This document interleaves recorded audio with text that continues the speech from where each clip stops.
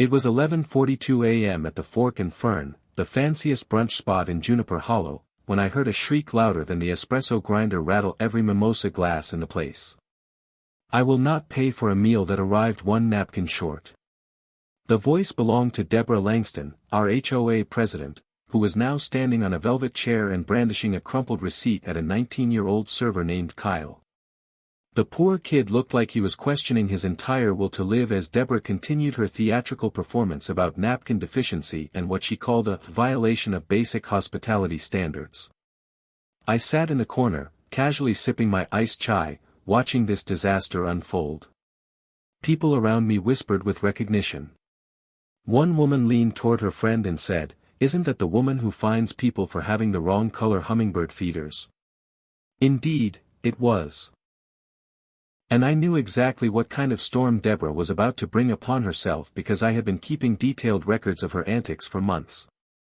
My name is Benjamin Maris, though everyone calls me Ben, and at 49 years old, I had moved to Juniper Hollow for peace and superior acoustics for my voice acting work.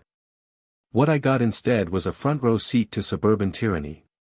Deborah had become HOA president 6 months ago after running unopposed. The original candidate mysteriously withdrew after his irrigation system was sabotaged and blamed on squirrels, though several neighbors saw Deborah near his property the night before with what looked suspiciously like wire cutters. She lived in a stucco fortress 3 houses down from me, complete with Bluetooth-enabled blinds and a doorbell that played the national anthem whenever someone pressed it. Her reign of terror began immediately after taking office, and I had made the fatal mistake of being completely normal in a neighborhood she wanted to control with an iron fist. My house was quiet, well-maintained, and blessedly drama-free. No gaudy lawn inflatables, no unapproved garden gnomes, just one small, tasteful wind sculpture that apparently violated what Deborah called the aerial aesthetic unity of Phase 2. That was the beginning of my troubles with her. But it was far from the end. The citations started rolling in like clockwork. First came the notice about porch clutter, which turned out to be a single pair of rain boots I had left by my door after gardening.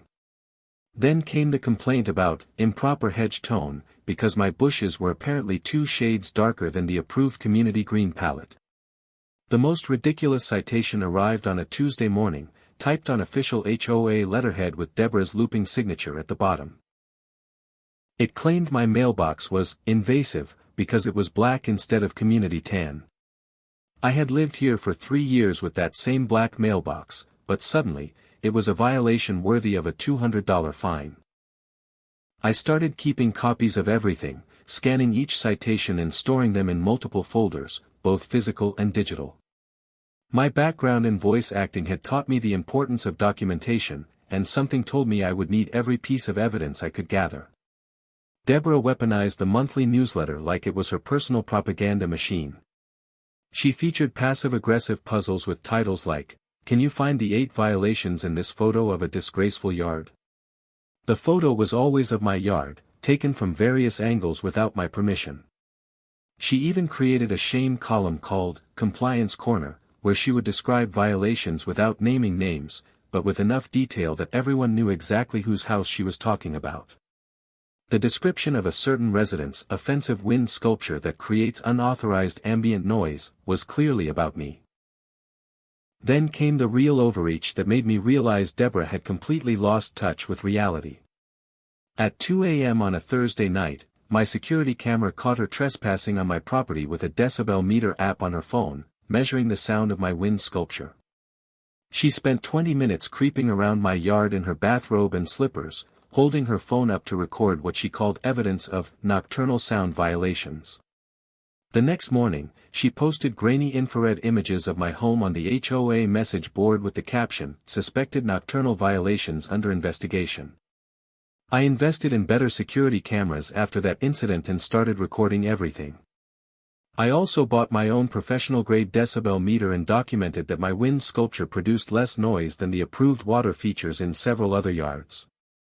But Deborah didn't care about facts or logic.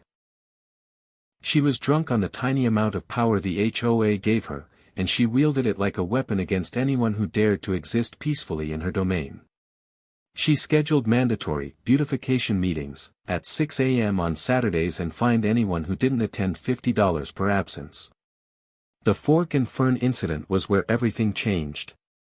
Deborah had marched into the restaurant during the lunch rush, demanding to speak to the manager about what she called textural disappointment in her Eggs Benedict. When Kyle, the server, had brought her meal, she counted the napkins at the table and discovered she was one short of what she considered the proper napkin-to-guest ratio.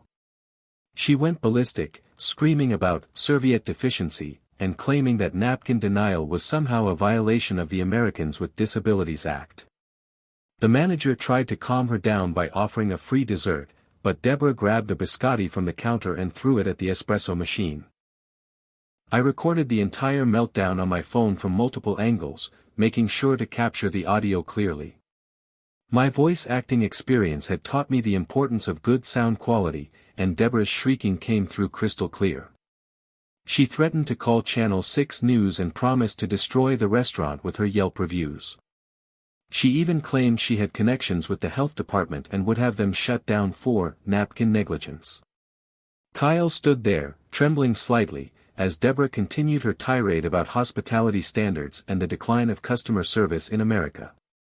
The video went viral within hours. I posted it anonymously to Reddit first, then it made its way to TikTok under the hashtag #NapkinGateKaren.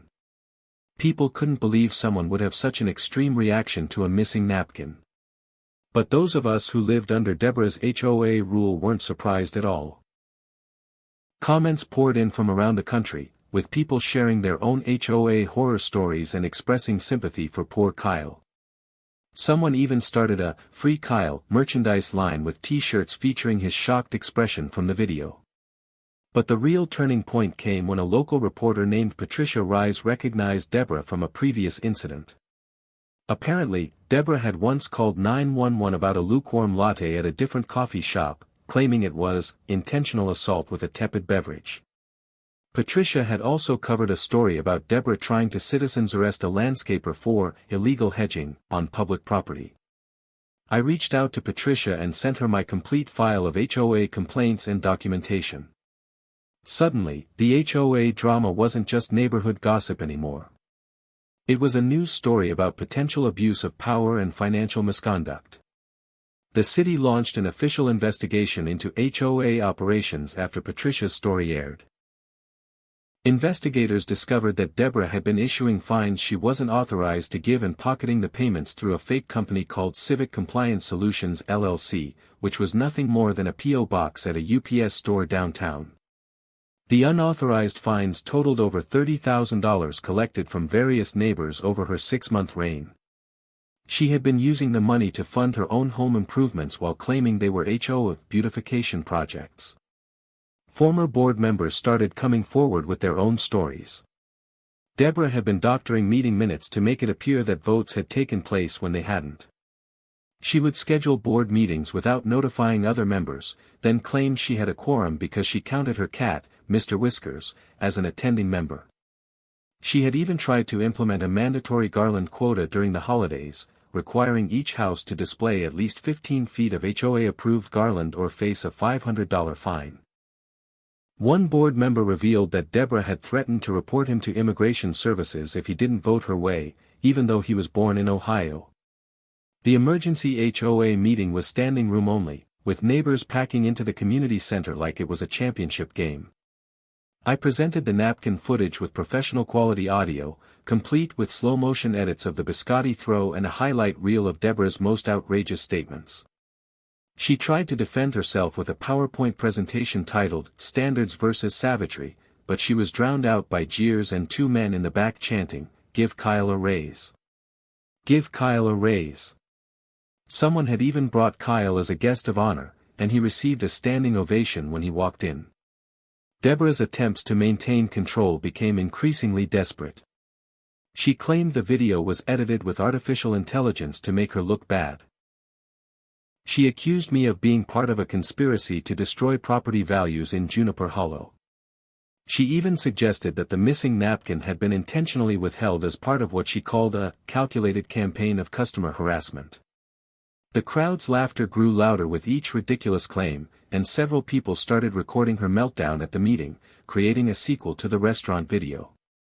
The vote to remove Deborah as HOA president was unanimous, except for Deborah herself, who claimed she couldn't be voted out without a supermajority that included non-resident property owners. The city attorney who was present informed her that her interpretation of the bylaws was completely incorrect and that she was also facing criminal charges for embezzlement and fraud. The room erupted in applause as Deborah's face turned various shades of red and purple. She started screaming about constitutional rights and threatened to sue everyone in the room for defamation. The final tally of consequences hit Deborah like a freight train. She was fined $45,000 in restitution for the embezzled HOA funds, received 200 hours of community service, specifically at local restaurants where she had to bus tables and refill napkin dispensers, and was banned from holding any neighborhood office position for 15 years. As the judge read the sentence, Deborah's mouth opened and closed like a fish gasping for air, and she let out a wail that sounded eerily similar to her napkin shriek before fainting dramatically onto the courthouse floor.